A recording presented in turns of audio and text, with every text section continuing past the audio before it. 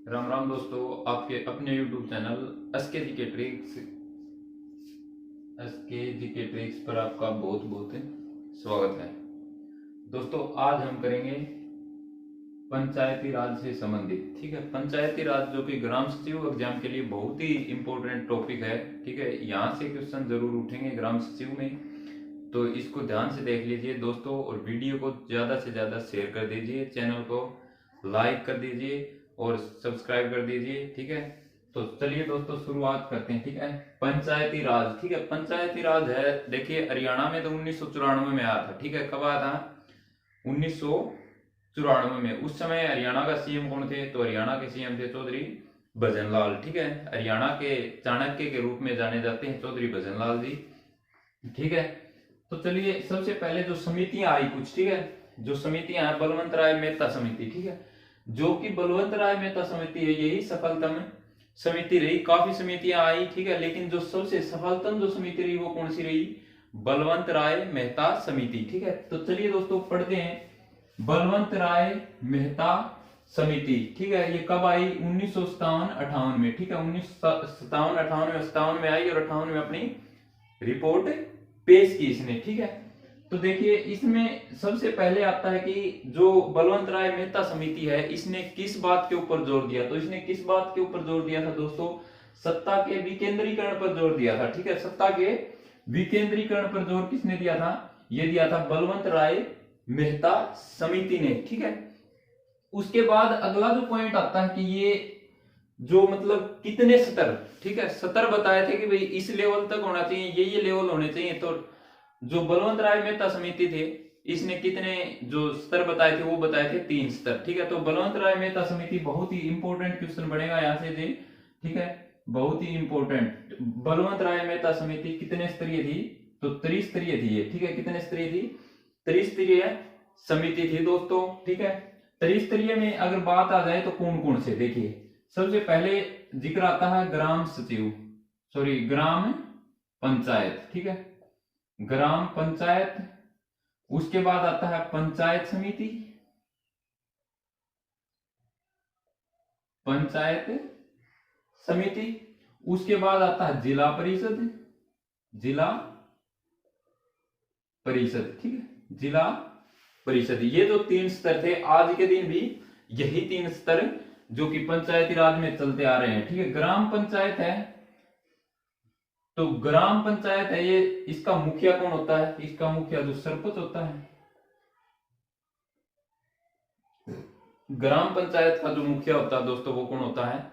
सरपंच। ठीक है, उसके बाद आता है कि सरपंच की जो आयु होती है वो कितनी होती है? जो सरपंच, अगर मान लो भैया अपना गांव में सरपंच खड़ा होना है, ठीक है, सरपंच खड़ा होने खातिर कितनी उम्र चाहिएगी? तो उम्र चाहिएगी 21 साल का होना चाहिए। वो कितने साल का होना चाहिए? 21 साल का होना चाहिए। मतदाता सूची में उसका नाम दर्ज होना चाहिए। ठीक है, उसके बाद पंचायत समिति, उसके बाद जिला परिषद। ठीक है, देखिए इसी जो त्रिस्तरीय आ गया, इसी से प्रश्न उठेगा कि बलवंत राय मेहता समिति है वो कितने स्तरीय है? तो 3 स्तरीय है। ठीक है, उसके बाद जो प्रश्न पूछेगा वो पूछेगा कि भाई कौन कौन से 3 स्तर है, निम्न में से कौन सा स्तर बलवंत राय मेहता समिति से संबंधित नहीं है? 3 में देगा, एक तो ग्राम पंचायत अभी है, पंचायत समिति है, जिला परिषद भी है। ठीक है, अन्य ऑप्शन दे देगा वो अलग हो जाएगा। ठीक है, उसके बाद भी जो ग्राम पंचायत का मुखिया कौन होता है? तो ग्राम पंचायत का मुखिया कौन होगा? सरपंच होगा दोस्तों। उसके बाद पूछेगा कि भाई सरपंच की जो उम्र हो है, ठीक है, कै साल का आदमी होगा कि भाई सरपंच खड़ा है उसका गांव में, तो कै साल का होगा? 21 साल का। ठीक है, उसके बाद आता है कि निम्न स्तर, पंचायती राज में निम्न स्तर कौन सा होता है? तो निम्न स्तर कौन सा होगा दोस्तों? निम्न स्तर का बात आएगा तो ग्राम पंचायत निम्न स्तर की है। ठीक है, पंचायत समिति मध्य स्तर की है, और जो सबसे उच्च स्तर है वो कौन सा है? जिला परिषद। ठीक है, उसके बाद अगला जो पॉइंट है जो आएगा कि इसका दूसरा नाम क्या है? इसका बलवंत राय मेहता समिति का दूसरा नाम क्या है? तो दूसरा नाम का जिक्र आ जाए तो क्या है? ग्राम उद्धार समिति। क्या हुआ दोस्तों? ग्राम उद्धार समिति। ठीक है, उसके बाद आ जाएगी कि राष्ट्रीय विकास परिषद। ठीक है, राष्ट्रीय विकास परिषद ने इसने मान्यता कब दी? कब दी? 1958 में। देखिए 57-58 में आई थी। ठीक है, तो 1958 में इसको क्या होगा था? मान्यता मिल गई थी। ठीक है, मान्यता इसको देखिए बलवंत राय को क्या कहा जाता है, शिल्पकार भी कहा जाता है, पंचायती राज का शिल्पकार कहा जाता है। क्यों कहा जाता है, देखिए समितियां आई, ऐसे हो जाएगा वैसे हो जाएगा बताया, लेकिन सही तरीके से लागू कौन सी समिति में थे, बलवंत राय मेहता समिति में, ठीक है, बलवंत राय मेहता समिति में थे, ठीक है। उसके बाद अगली जो समिति आएगी वो है अशोक मेहता समिति, ठीक है। कौन सी समिति है, अशोक मेहता समिति। ये आई थी 1977-78 में, ठीक है। इसने देखिए, इसमें पहली बात तो काफी बार क्वेश्चन आया भी है कि जो अशोक मेहता समिति है इसमें सदस्य कितने हैं, तो याद रख लेना दोस्तों, रट लेना कितने, 13 सदस्य। उसके बाद यह कितने स्तरीय थी, इंपॉर्टेंट प्रश्न यहीं से बनता है कि कितने स्तरीय थी, तो ये दोस्तों 2 स्तरीय थी, ठीक है, 2 स्तरीय थी। कौन कौन से स्तर थे इसमें, एक तो था मंडल पंचायत और एक था जिला परिषद, ठीक है। मान लिया भाई इसने अपनी रिपोर्ट पेश की, ठीक है, लेकिन रिपोर्ट सफल नहीं हुई। क्यों नहीं हुई सफल, सफल इसलिए नहीं हुई क्योंकि ये अपने आप में मतलब साबित नहीं कर सके कि क्यों होनी चाहिए, कि मंडल पंचायत का उद्देश्य क्या है, जिला परिषद का उद्देश्य क्या है, और इसने क्या रखा था, जो कार्यकाल है इनका ये कितना होगा, ये 4 वर्ष का इनका कार्यकाल होगा, ठीक है। उसके बाद जो आया वो आया पीवी राव समिति, पीवी राव समिति 1985-86 में ये आई। इसमें देखिए स्तर, पहले 3 स्तर की आई बलवंत राय मेहता, उसके बाद अशोक समिति आई, ठीक है, अशोक मेहता समिति आई है 2 स्तरीय है, लेकिन इसके बाद क्या आई, पीवी राव समिति 1985-86 में। इसने बता दिया कि भाई 4 स्तर होने चाहिए, इन्होंने 1 स्तर बढ़ा दिया, किससे, बलवंत राय मेहता समिति से। अब 4, इसने चौथा कौन सा जोड़ा, देखिए 3 तो यही थे, ग्राम पंचायत और पंचायत समिति और जिला परिषद, लेकिन इसने एक और उच्च स्तर बताया था, वो बताया था राज्य स्तर, ठीक है। क्या बताया था, राज्य परिषद, राज्य के स्तर पर भी राज्य परिषद होनी चाहिए, ठीक है। उसके बाद इन्होंने अपनी रिपोर्ट कब पेश की, 1986 में दोस्तों क्या करा, इन्होंने अपनी रिपोर्ट पेश की थी। उसके बाद अगला जो पॉइंट बनेगा वो है कि इन्होंने एक बात और कही थी कि भाई नियमित चुनाव होने चाहिए, ठीक है। बहुत अच्छी बात कही इन्होंने कि भाई जो ग्राम पंचायत के, सरपंच के, जिला परिषद के, पंचायत समिति के जो भी चुनाव हो वो नियमित अंतराल में होने चाहिए, ठीक है। और एक बात कही थी, जो 80 और 80 की महिलाएं हैं उनको इस चुनाव में आरक्षण होना चाहिए, ठीक है।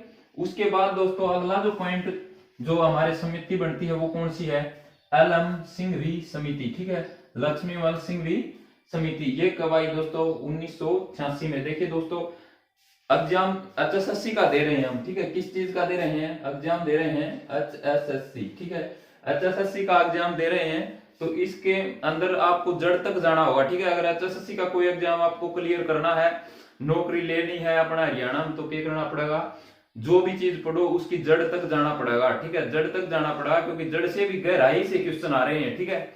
जड़ जड़ तो मतलब थोड़ी ऊपर है, जहाँ उजड़ात भी मतलब नीचे जाना पड़ेगा, ठीक है। उड़द अपन एक एक चीज ऊंजनी पड़ेगी, उड़द, ठीक है, ऊंज ऊंज के अपना इकट्ठी करनी पड़ेगी ताकि सबसे अव्वल हम रहे, ठीक है। जो फाइट होगी लगने वाली, ठीक है, ताकि हम मेरिट लिस्ट में आ जाएं, तो वहां तक पहुंचने के लिए हमें मेहनत करनी होगी, क्योंकि दोस्तों यो हरियाणा है प्रधान, ठीक है, क्या है, यो हरियाणा है प्रधान, ठीक है। अगर नहीं पढ़ोगे तो क्या हो जाएगा, मान ले हर एक चीज तक आप ना पढ़ोगे तो हरियाणा है, ठीक है, दिक्कत हो जाएगी, ठीक है, क्या हो जाएगी, दिक्कत हो जाएगी। LM सिंघवी समिति 1986, ठीक है, पंचायती राज को संवैधानिक दर्जा मिलना चाहिए, ठीक है, पंचायती राज को संवैधानिक दर्जा मिलना चाहिए। ये बात किसने कही थी, ये बात कही थी LM सिंघवी समिति ने, ठीक है। उसके बाद इन्होंने बताया कि भाई जो ग्राम पंचायत है उनको आत्मनिर्भर बनाओ, ठीक है, आत्मनिर्भर बनाओ। ये बात किसने कही थी, ये बात LM सिंघवी समिति के अंदर बताई गई, ठीक है। उसके बाद जो ग्राम पंचायत है उसमें एक न्याय पंचायत भी होनी चाहिए, ठीक है। देखिए बहुत ही अच्छी बात कही, ठीक है, क्योंकि जैसे कि अपना कोई भी सरपंच है, ठीक है, वो इस लेवल की पंचायत होनी चाहिए वहां की, ताकि सरपंच या भी जो अपने अन्य मेंबर हुए हैं वह मिलकर गांव का सुरजेड़ा कर दे, ठीक है। कोई भी मान लो भाई कोई भी झगड़ा हो जाए गांव में, ठीक है, तो उसका सुरजेड़ा खड़ा हो जाए, सारा का सारा अपना गांव की गांव में हो जाए, ठीक है, ग्राम पंचायत कर दे उसका सुरजेड़ा। इसलिए एक न्याय पंचायत भी होनी चाहिए उसमें, ठीक है, बहुत अच्छी बात थी ये भी, ठीक है।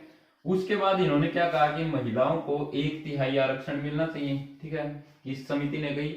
अलहन सिंह समिति ने कहा कि महिलाओं को 1/3 आरक्षण मिलना चाहिए पंचायती राज में। उसके बाद है 80-80 को जो अनुपातिक क्या मिलना चाहिए, अनुपात में आरक्षण मिलना चाहिए 80 और 80 को, ठीक है। नगर पालिका, ठीक है, इन्होंने ये बात भी कही कि भाई नगर पालिका होनी चाहिए, ठीक है। उसके बाद आता है पीके थुंगन समिति। पीके थुंगन समिति कब, 1988 में दोस्तों, ठीक है। इन्होंने क्या किया, इन्होंने कहा कि संवैधानिक दर्जा होना चाहिए, ठीक है, जो पंचायती राज है इसको क्या होना चाहिए, संवैधानिक दर्जा होना चाहिए, ठीक है, बहुत अच्छी बात थी ये भी। उसके बाद देखिए बहुत ही इंपॉर्टेंट क्वेश्चन बन सकता है, 1989 में पीएम राजीव गांधी, ठीक है। तो पंचायती राज से रिलेटेड हम पढ़ते आ रहे हैं कि 73वां संविधान संशोधन, ठीक है। लेकिन अगर पूछ ले कि उससे पहले कौन सा आया था, तो उससे पहले आया था 64वां संविधान संशोधन, अपने जो राजीव गांधी प्रधानमंत्री जी थे, ठीक है, इसमें आया था 64वां संविधान संशोधन। लेकिन ये क्या हुआ था, लोकसभा में तो दोस्तों पास हो गया था, लेकिन राज्यसभा में पास नहीं हो सका, ठीक है। उसके बाद आता है कि हरियाणा में पंचायती राज, हरियाणा में जो पंचायती राज था वो कब लागू हुआ था, वो हुआ था 22 अप्रैल, ठीक है, 22 अप्रैल 1994, 22 अप्रैल 1994 में ये हरियाणा में पंचायती राज आया। और सबसे पहले कहां पर आया था दोस्तों, नागौर राजस्थान में आया था, ठीक है। उसके बाद इस समय हरियाणा का जो सीएम पूछ लिया था, हरियाणा से रिलेटेड हम कर रहे हैं, तो सीएम मुख्यमंत्री चौधरी भजनलाल, ठीक है, भजनलाल हरियाणा के चाणक्य के रूप में जाने जाते हैं, ठीक है। उसके बाद पंचायती राज संविधान के भाग 9, ठीक है, संविधान के भाग किसमें है, 9 में है। और अनुसूची कौन सी में है, 11वीं अनुसूची में है। और कानून बनाने के लिए इसमें कितने विषय रखे हैं दोस्तों, कानून बनाने के लिए इसमें 29 विषय रखे हैं, ठीक है, 29 विषय हैं। ये किस लिए हैं, ये कानून बनाने के लिए हैं दोस्तों, ठीक है।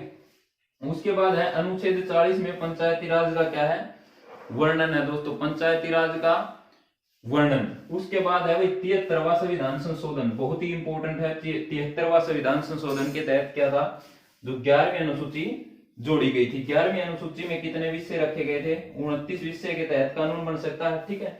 उसके बाद आ जाएगा 74वां संविधान संशोधन। 74वां संविधान संशोधन के तहत 12वीं अनुसूची जोड़ी, ठीक है। 74वां संविधान संशोधन के तहत कौन सी अनुसूची जोड़ी, 12वीं अनुसूची जोड़ी। और इसमें 18 विषय हैं दोस्तों, ठीक है, इसमें कितने विषय हैं, 18 विषय हैं। और ये कब आए थे, 73वां संविधान संशोधन 1993 में दोस्तों। बहुत ही इंपॉर्टेंट टॉपिक आज का, ठीक है। तो दोस्तों इसको टॉपिक को आप कर लीजिए, ठीक है, क्योंकि आप ही तैयारी किसकी कर रहे हैं, आप तैयारी कर रहे हैं हरियाणा के एग्जाम की, ठीक है, HSSC, ठीक है, हरियाणा स्टाफ सिलेक्शन की आप ही तैयारी बैठा रहे हैं, ठीक है। तो सारी की सारी चीज आपने करनी पड़ेगी, एक एक चीज तक आपने पूछना पड़ेगा, ठीक है। तो मित्र एक एक चीज ध्यान से देख ले, नहीं तो क्या हो जाएगी, दिक्कत हो जाएगी मित्र, ठीक है। बहुत ही इंपॉर्टेंट टॉपिक है, वीडियो को ज्यादा से ज्यादा शेयर कर दीजिए, ठीक है, अपने दोस्तों को बता दीजिए। अगर आपको PDF चाहिए तो हमारे टेलीग्राम ग्रुप में जाइए और वहां से आप ये PDF ले सकते हैं, ठीक है। तो देखिए PDF आपको कहां मिलेगी, SK GK tricks bye Sukhdeep sir, ठीक है, यहाँ पर आप PDF ले सकते हैं किसी भी विषय से रिलेटेड, ठीक है दोस्तों, धन्यवाद।